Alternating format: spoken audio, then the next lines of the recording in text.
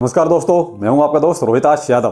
फाइलकॉन क्यों पंप कर रहा है, क्या इसमें अपडेट हुआ है वो बताते हैं। फ्लो की धड़कनें तेज हो रही हैं। बेबी डॉज में कुछ नई लिस्टिंग्स हो रही हैं एक्सचेंज की, और एक नया टोकन, नया तो नहीं खैर वो पुराना है, उसी में एक दूसरा टोकन और आ रहा है IGU। इस पर 7-8 एक्सचेंज पे एक साथ लिस्टिंग हो रही है। सबके बारे में बात करते हैं वन बाय वन। तो चलिए पहले लेते हैं हम फ्लो की। सबकी धड़कनें तेज हैं क्योंकि अच्छा खासा इसने अभी एक हाइप क्रिएट कर रखी है और रोज कुछ ना कुछ नया चल ही रहा है। तो देखिए टाइम तो आपका मैंने ऑलरेडी पहले से बताया हुआ, और 2:30 बजे आपका आज होना है लिस्ट, तो आप रेडी रहिए क्या होता है। लेकिन यहां पर एक चीज और भी है, देखिए आप प्रॉफिट नहीं लेंगे वो आपकी स्ट्रेटजी है, लेकिन ऐसा नहीं है कि और कोई प्रॉफिट नहीं लेगा। देखिए जब से वेल्स की एंट्री किसी भी टोकन्स में शुरू हो जाती है, फिर वहां देखिए वो तो अपना प्रॉफिट निकालते ही निकालते हैं। तो यहां देखिए कुछ भी हो सकता है, खेल हो सकता है, बहुत बड़ी चीज है। प्राइस नीचे भी जा सकता है, ऊपर भी जा सकता है। लिस्टिंग होगी तब तो ऊपर जाना ही जाना है। लेकिन अगर उससे पहले ही कहीं वेल्स ने अपना प्रॉफिट बुक करना शुरू कर दिया तो मुझे लगता है फिर ज्यादा इंपैक्ट आपको नजर आएगा भी नहीं। लेकिन फिर भी थोड़ा सा अलर्ट रहिए, होशियार रहिए, ऐसा ना हो कि जो लोग प्रॉफिट बुक करना चाहते हैं वो चूक जाएं। वेल्स के हिसाब से खेलिए, सबसे अच्छा है। देखिए बहुत सीधी सी बात है, अगर आप लॉन्ग टर्म इन्वेस्टर हैं तो फिर भूल जाइए, फिर क्या हो रहा है आपको इससे मतलब नहीं है। लेकिन अगर आप पोर्टफोलियो को बार बार चेक कर रहे हैं, दिन में 10 बार चेक कर रहे हैं, तो इसका मतलब है कि आप प्रॉफिट चाहते हो, और प्रॉफिट चाहते हो तो फिर प्रॉफिट लेना सीखो। अगर आपको प्रॉफिट लेना ही नहीं है तो 10 बार आप अपने पोर्टफोलियो चेक मत कीजिए। फिर तो यह है कि आप लॉन्ग टाइम के लिए 2-4 साल के लिए भूल जाओ, जब होगा वो आपको अच्छा प्रॉफिट उस टाइम पे मिल जाएगा। लेकिन जो आदमी रोज 10 बार चेक कर रहा है तो कहीं ना कहीं उसके अंदर लालच है, वो प्रॉफिट चाहता है। तो भाई यहां वेल्स की स्ट्रेटजी के हिसाब से खेलिए, ज्यादा बेहतर रहेगा। वेल्स क्या करती हैं, प्रॉफिट होता है वो छोड़ते नहीं, अपना ले लेते हैं। यहां पर एक एक्सचेंज की और लिस्टिंग हो रही है फ्लो की, वो है CoinW एक्सचेंज। मैंने आपको सुबह भी बताया था, लेकिन इसका टाइम है आपका इंडियन टाइम के अनुसार 4:30 बजे, यानी कि 21 तारीख को इसकी लिस्टिंग होनी है, 21 फरवरी को, और 4:30 PM इंडियन टाइम के अनुसार। तो आप ये ध्यान रखिएगा। अब इस पर कितना असर आएगा वो तो बात की बात है, लेकिन मेन चीज है आज का। तो आप देख लीजिए जो भी है, 2:30 अब बहुत दूर नहीं है, तो 2:30 बजे आप थोड़ा अलर्ट रहिए। एक बार को प्राइस आपका जरूर ऊपर जाएगा। करंट में प्राइस चल रहा है आपका 0.2x050, यानी कि रुपए में, और डॉलर में है 0.4x060 की सीरीज में। तो देखिए यहां वेल्स के ऊपर डिपेंड करता है कि वेल्स ने अगर थोड़ा होल्ड किया तो इसका प्राइस एक अच्छा खासा हो सकता है कि आपका 1 जीरो भी खत्म हो जाए। क्या अगर वेल्स होल्ड कर लें, तो वेल्स ने अगर सेलिंग शुरू करी तो देखिए फिर प्राइस ऊपर नहीं जाएगा। थोड़ा सा अब ये लिस्टिंग के टाइम ही पता चलेगा कि क्या होता है। ठीक है, आप अलर्ट रहिए। अगली चीज है बेबी डॉज से। बेबी डॉज की साहब 2-3 एक्सचेंजों पर लिस्टिंग हो रही है। बेबी डॉज में भी थोड़ा सा हल्का सा ढीला पड़ गया साहब, क्योंकि बर्न पोर्टल की न्यूज थी, वो ठीक है काम हो गया, तो उसके बाद प्राइस नीचे आ गया, लोगों ने अपना प्रॉफिट निकाल दिया। अब यहां वही तो मैं कह रहा हूं भाई, आप नहीं बुक करोगे तो वेल्स तो नहीं छोड़ेंगे, वेल्स तो अपना प्रॉफिट बुक करेंगे ही करेंगे। पोलोनिक्स एक्सचेंज पर इसकी लिस्टिंग हो रही है 17 तारीख को, ठीक है, और 5 UTC टाइम इसका रहेगा। और एक Baiconomy.com पर लिस्टिंग है, दूसरी है फेमैक्स। ये ज्यादा बड़े नहीं हो सकते, छोटे हो सकते हैं, ज्यादा मशहूर भी नहीं है, लेकिन ये 2-3 एक्सचेंजों पर इसकी भी लिस्टिंग हो रही है। देखिए अब क्या है, लिस्टिंग होनी चाहिए, चाहे छोटा हो बड़ा हो। अरे लिस्टिंग होगी तो थोड़ी बहुत तो लिक्विडिटी बाहर जाएगी, थोड़ी बहुत तो सेल होगा। तो इसलिए मेन चीज है कि कम से कम सप्लाई कम हो, तो जब सप्लाई कम होगी, ज्यादा बिकेगा तो सप्लाई भी कम होगी। अब यहाँ चलो छोटे मोटे सही, लेकिन एक्सचेंज लिस्टिंग तो हो ही रही है, और कहीं ना कहीं ये बेबी डॉज के लिए सही रहेगा।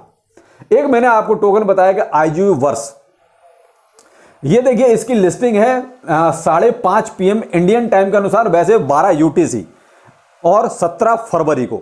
अब मैं आपको ये क्यों बता रहा हूं, क्योंकि इसके कई सारी एक्सचेंजों की लिस्टिंग एक साथ हो रही है, जैसे कि KuCoin हो गया, Get.io, Huobi global, MEXC, Poloniex, BitGet, OKX और XT। OKX आपका कल कर चुका है। तो इतने एक्सचेंजों पे इसकी भी एक साथ लिस्टिंग हो रही है, तो कहीं ना कहीं हो सकता है कि प्राइस आपका थोड़ा बहुत ऊपर जाएगा। भाई इतने साथ आजकल क्या कर रखा है, एक रेसिपी बना ली है कि एक जल्दी से आओ, कम सप्लाई लाओ, और बड़ा सा एक एक्सचेंज लिस्टिंग का एक लिफाफा लेके आओ। तो ये है, अब ये भी साहब 7-8 एक्सचेंज एक साथ लिस्टिंग करेंगे तो एक बार को तो कोरडाउ की तरह प्राइस ऊपर जाएगा ही जाएगा, उसके बाद फिर से नीचे आएगा। तो आप यहां पर देखिए, मैं किसी को ये नहीं कह रहा कि आप खरीद लो, आपकी मर्जी है, मेरा काम है आपको बताना कुछ नई चीजें जो मार्केट में आ रही हैं। क्योंकि इसका ऑलरेडी एक टोकन पहले से है, उसका नाम है IGUP, जो ऑलरेडी पहले से है। तो IGUP पहले से यहां पर है। अब ये IGU वर्स, ये एक अलग से टोकन आ रहा है, वो आपका 17 तारीख को लॉन्च हो रहा है, यानी कि लिस्टिंग हो रही है। अभी फिलहाल ये बस आपका पैनकेक स्वैप पर अवेलेबल है। तो आप देख लीजिए अगर आपको ठीक लगता है कि, लेकिन हाँ, यहाँ लॉन्ग टाइम इन्वेस्टर के लिए मैं बिल्कुल भी नहीं बोलूंगा। ये केवल उनको लिए बोल रहा हूं जो प्रॉफिट चाहते हैं कि ठीक है, शॉर्ट टाइम में थोड़ा सा लगाया, प्रॉफिट मिला, निकाल लिया, काम खत्म। ये उनके लिए तो ठीक है, लेकिन भाई लॉन्ग टाइम के लिए आप देख लीजिए, अगर आपको ठीक लगता है तो आप देखें, वो आप मर्जी आपकी है। और बेसिकली ये जो एक गेमिंग प्लेटफॉर्म है, यानी वहां कुछ आपको स्टेक करना पड़ेगा, NFT मिंट करना पड़ेगा, उस हिसाब से मैं आपको पूरी एक स्टेज की दे देता हूं, आप पढ़ लीजिए। लेकिन मैं बताने का मकसद सिर्फ इतना था कि 6, 7, 8 एक्सचेंजों की जो लिस्टिंग है ना, उसकी वजह से आपको प्रॉफिट मिल सकता है अच्छा खासा, लेकिन डिपेंड करता है कि आप उसको प्रॉफिट को लेते हैं या नहीं लेते। तो वो आप देखिए आपको क्या करना। अगला एक क्वेश्चन था सब फाइल कॉइन से, कि सब फाइल कॉइन क्यों पंप कर रहा है। फाइल कॉइन ऑलरेडी एक स्टोरेज प्लेटफॉर्म है। अब स्टोरेज प्लेटफॉर्म देखिए आजकल हर जगह यूज हो रहा है। अब मैं एक अगर एग्जांपल के तौर पे बताऊं, जैसे फाइल स्टोरेज के लिए आप अमेजन का देख लीजिए। अमेजन को भी फाइल स्टोरेज बहुत बड़ी संख्या में चाहिए, बहुत बड़ा प्लेटफॉर्म चाहिए उसको भी। आपका जितनी भी ये कहते हैं डिलीवरी टाइप की ये जो प्लेटफॉर्म होते हैं, उनको फाइल स्टोरेज तो चाहिए ही चाहिए। तो इसलिए इसमें अभी एक AMA हुआ, यानी ट्विटर स्पेस पर एक कुछ काफ़ी सारे क्वेश्चन आंसर हुए। तो वहाँ इन्होंने एक घोषणा की नई कि साहब हम जो है सबसे बड़ा डिसेंट्रलाइज स्टोरिंग नेटवर्क इसको बनाने वाले हैं। यानी अब तक के जितने भी क्रिप्टो करेंसी में जो भी इस टाइप के प्लेटफॉर्म हैं, उसमें भी सबसे बड़ा यानी टॉप पर इसको रखेंगे, और वो भी डिसेंट्रलाइज होगा।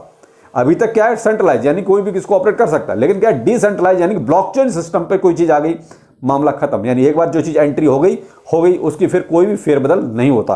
तो उसी तरीके से उन्होंने की घोषणा की। तो उसके बाद जो है लगभग इसके प्राइस में 15 से 18% तक का उछाल भी आया। केवल यही एक इसका ऐसा अपडेट था जिसकी वजह से इसमें उछाल आया। तो कहीं ना कहीं देखिए सीधी सी बात है, यहाँ जो लोग प्रॉफिट के लिए वेट करते हैं उनके लिए तो भाई 15-18% बहुत बड़ी बात है। उन्होंने अपना प्रॉफिट लिया, काम खत्म। बाकी ये कहो कि मार्केट में और कोई कहीं से बहुत बड़ी अपडेट्स आ रही हैं, ऐसा नहीं है। और आपने BTC में देख ही लिया क्या हुआ, केवल मैनिपुलेशन। वेल्स ने सारा काम खेला, अपना काम बनाया, दूसरों की बाट लगा दी, यही किया। यहां पर देखिए मैं आपको एक चीज बहुत क्लियर कट बोलना चाहूंगा। जब तक क्रिप्टो करेंसी में फ्यूचर ट्रेड नहीं आया था, आप ध्यान से सुनिएगा, जब तक फ्यूचर ट्रेड क्रिप्टो करेंसी में नहीं आया था तब तक इसमें एक बहुत अच्छा खासा आपको हाइप मिलती थी, स्पाइक देखने को मिलता था। लेकिन अब क्या हो गया है, क्रिप्टो करेंसी का नेचर देखिए कुछ स्टॉक मार्केट की तरह हो गया है।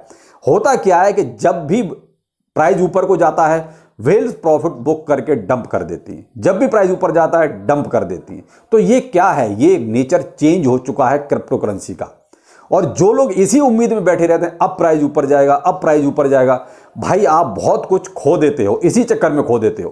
क्योंकि आप ये नहीं समझ रहे कि अब ये इन्वेस्टमेंट का हिसाब नहीं बचा है पूरी तरीके से। पहले क्या था, जब तक फ्यूचर ट्रेड नहीं आया था तब तक पूरी तरीके से इन्वेस्टमेंट का हिसाब किताब था कि ठीक है इन्वेस्टमेंट है, और वो उसमें थोड़ी सी बाइंग प्राइस ऊपर, थोड़ी सी बाइंग प्राइस ऊपर। लेकिन अब क्या है, थोड़ी सी बाइंग प्राइस ऊपर, थोड़ी सी सेल प्राइस नीचे, थोड़ी सी बाइंग प्राइस ऊपर, थोड़ी सी सेल फिर प्राइस नीचे, ये हो रहा है।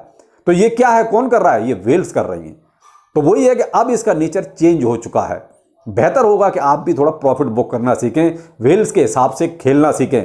आपको अगर लॉन्ग टाइम इन्वेस्टमेंट रखना है तो फिर आपका लॉन्ग टाइम बहुत बड़ा लॉन्ग टाइम होने वाला है। आप ये कहो कि आपका लॉन्ग टाइम 2 साल 4 साल में बहुत हो जाएगा, ऐसा भी मुझे नहीं लगता, क्योंकि वेल्स ने जो है क्रिप्टो करेंसी को पूरी तरीके से चेंज कर दिया है। आप खुद इस चीज को नोटिस करके देखिए कि BTC एक साथ $2000 ऊपर चला जाता है और एक साथ 2000 नीचे भी आ जाता है। क्यों आ जाता है, उसको नीचे नहीं आना चाहिए, क्यों, इसीलिए तो आ रहा है कि ऊपर वेल्स ने उसको बेच दिया, प्राइस नीचे आ गया। और हम लोग क्या करते हैं, खरीद के प्राइस को ऊपर लेके जाते हैं, वहां वेल्स बेच देती है, प्राइस नीचे आ जाता है।